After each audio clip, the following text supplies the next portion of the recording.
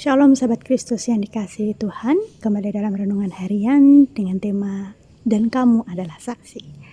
Sahabat Kristus, sering kita fokus pada persoalan kita sendiri sehingga tak menyadari bahwa Tuhan sedang ada menyertai kita.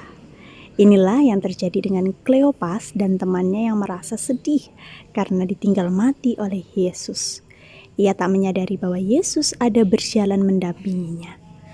Mengapa? Mereka tidak mengenali wajah dan suara Yesus. Apakah yang sedang menutupi mata atau kesadaran mereka? Apakah kesedihan? Apakah ketidakpercayaan? Atau hal itu diizinkan oleh Yesus untuk maksud dan tujuan tertentu?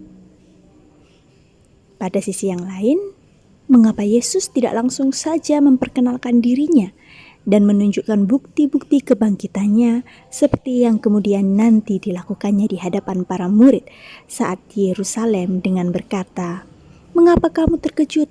Dan apa sebabnya timbul keraguan-raguan di dalam hati kamu? Lihatlah tanganku dan kakiku, aku sendirilah ini.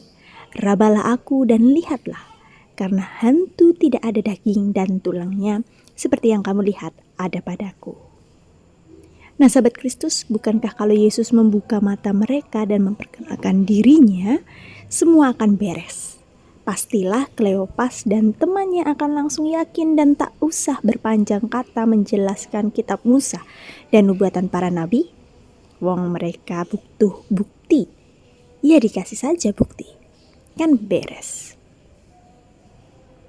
Benarkah demikian? Belum tentu. Ada banyak cara dari Tuhan Yesus untuk menyatakan dirinya kepada Kleopas dan temannya ini.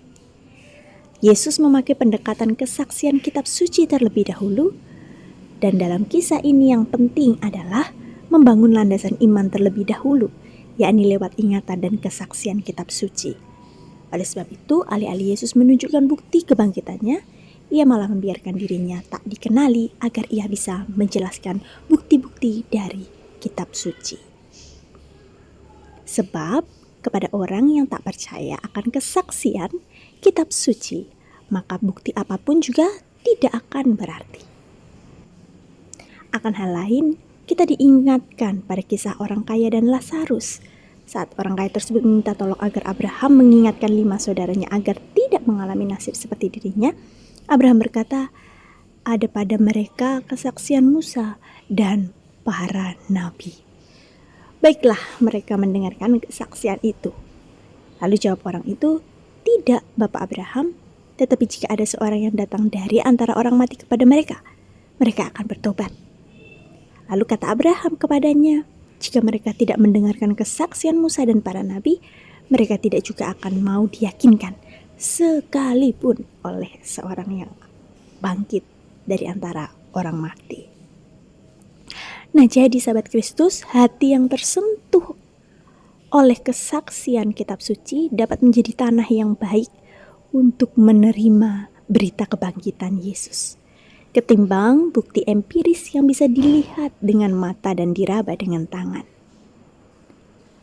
Apakah dengan demikian kesaksian Lukas menafikan bukti empiris? Tidak juga.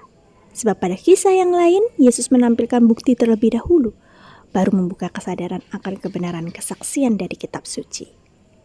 Apapun cara yang dipakai oleh Tuhan Yesus, intinya menunjuk pada satu hal yang sama, yakni kebangkitannya itu memang terjadi. Penyertaannya kepada umatnya itu pasti.